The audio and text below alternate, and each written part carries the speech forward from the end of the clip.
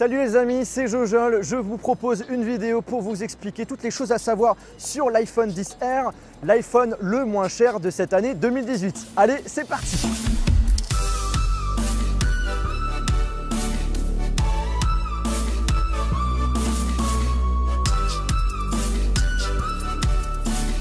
L'iPhone XR, c'est un iPhone entre l'iPhone XS et l'iPhone XS Max en termes de format. Au niveau du design, qu'est-ce qui change concrètement? C'est notamment l'arrière où on n'a pas un double objectif mais un simple objectif et le contour qui est en aluminium maté. Voilà donc l'iPhone XR est à ma droite, l'iPhone XS à gauche. Déjà, première chose que vous pouvez remarquer au niveau de la taille, déjà il est bien plus grand sur le XR. On passe de 5,8 pouces à 6,1 pouces. Une des grosses différences assez frappantes, on va pas se le cacher, c'est au niveau des bords qui sont largement plus épais sur le XR. Alors pour ceux qui ont l'habitude de l'écran de l'iPhone 10 ou du 10S, le XR, vous allez vraiment être perturbé. Mais après, pour les personnes qui ont envie de passer d'un iPhone 7, d'un iPhone 8, d'un iPhone 6S, un iPhone XR, ça sera largement moins choquant. Ça te dit une veste sur mesure, 600 €. Et c'est quand même moins cher que ça. C'est même plus cher qu'un iPhone XR. C'est pas pour nous ça. Autre différence entre l'iPhone 10, 10S et l'iPhone XR, c'est le fait qu'on n'a pas la même technologie au niveau de l'écran. Là on est sur de l'OLED, alors que là sur le XR c'est de l'LCD. Alors quelle est la différence entre le LCD et l'OLED? Alors déjà le prix, sur le LCD c'est largement moins cher. C'est pas pour rien que l'iPhone XR est largement moins cher que l'iPhone 10 et 10S. Mais quand on rentre un petit peu plus dans les détails, en fait ce qu'il faut savoir, c'est que sur le LCD on a besoin d'un système de rétroéclairage, alors que ce n'est pas le cas sur le 10, 10S, où chaque pixel forme sa propre lumière. Donc du coup ça veut dire que la dalle est largement plus fine et donc ça veut dire qu'on peut avoir un smartphone plus fin. Et justement c'est le cas, l'iPhone XR est plus épais que le 10, 10S. Ensuite sur l'OLED on a le droit à un noir bien plus profond, un véritable noir, alors que ce n'est pas le cas sur l'LCD. Alors ça ne veut pas dire que c'est de l'LCD, que c'est nul, que c'est moche. Au contraire, aujourd'hui l'LCD c'est une technologie qu'on gère parfaitement, donc du coup on est sur un écran de super bonne qualité. Un des trucs vraiment abusés quand même sur cet iPhone XR, quand tu sais que le prix c'est 850 €, c'est la définition de l'écran qui est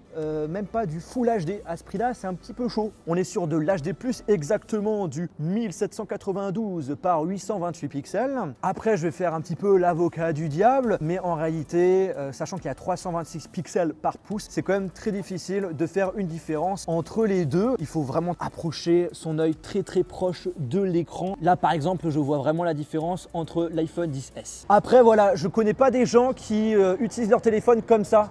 Voilà. Par contre, un des trucs qui peut être gênant pour certains utilisateurs, c'est pour les personnes qui ont envie d'utiliser leur iPhone pour, par exemple, l'utiliser comme casque VR. Et bien là, la définition de l'écran est super importante parce que du coup, qui dit casque de réalité virtuelle dit hyper proche au niveau des yeux. Donc là, il vaut mieux viser un smartphone avec une définition largement plus supérieure, notamment du Quad HD. Après, encore pour rassurer les personnes qui ont acheté l'iPhone XR ou qui ont l'intention de l'acheter, le fait qu'on est sur un écran avec une définition bien plus faible, normalement en termes d'autonomie ça devrait être plutôt intéressant, donc à voir durant la vidéo de test. Une des fonctionnalités intéressantes qu'on a sur l'iPhone XS et sur d'autres iPhones mais qu'on n'a pas malheureusement sur cet iPhone XR, c'est toutes les fonctionnalités qu'on a sur le 3D Touch. Genre par exemple j'écris un message, j'ai envie de déplacer le curseur, ce n'est pas possible sur le XR. Genre j'ai envie d'avoir un aperçu rapide mais sans rentrer dans un lien ou dans une photo, et ce n'est pas possible sur le XR. Par contre on a tout de même les mêmes fonctionnalités de raccourci, que ce soit au niveau de l'accueil ou aussi au niveau du control center.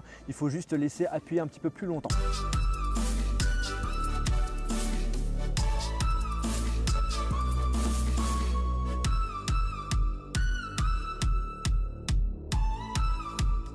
On passe ensuite au niveau de l'appareil photo. Sur le XR, plus de double objectif. On est tout simplement sur un simple, qui est tout simplement le même objectif de la caméra principale du 10S et du 10S Max. Donc derrière, dans la logique, on a les mêmes qualités de photo. Pareil au niveau de la caméra frontale, c'est la même chose. Alors ce qu'il faut savoir du coup, comme on n'a pas ce double objectif, c'est qu'on a des choses en moins. Notamment, on n'a plus le zoom numérique x2 et également un mode portrait un petit peu différent. En effet, déjà, si vous voulez utiliser le mode portrait sur l'iPhone XR, ça ne marche que sur des personnes. Genre par exemple, si vous voulez faire des photos sur des objets, sur des animaux, sur des statues par exemple, ça ne marche pas. Aussi petite information importante, si vous voulez utiliser le mode portrait au niveau de la caméra arrière, sachez qu'on peut seulement utiliser 3 effets d'éclairage, alors que sur le 10, 10S et 10S Max, on en a 5. Cependant, les 5 effets d'éclairage, on les retrouve tout de même sur la caméra frontale. C'est carrément pareil que sur le 10S et 10S Max. J'ai l'impression de me répéter. Après, on a les mêmes caractéristiques, Smart HDR vidéo qui peut filmer jusqu'à 4K 60 fps, on a un stabilisateur optique, bref, c'est presque un petit peu équivalent, juste le mode portrait où il y aura pas mal de différences tout de même. Excuse-moi, tu voudrais un iPhone XR? C'est pas cher.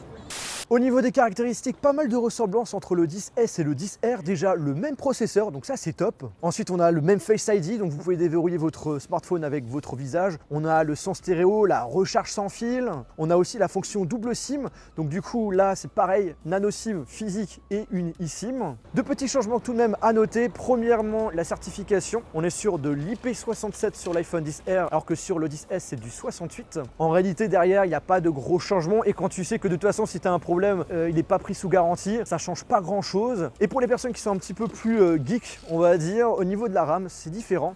On a 3 Go sur le 10R et sur le 10S, 10S Max, 4 Go.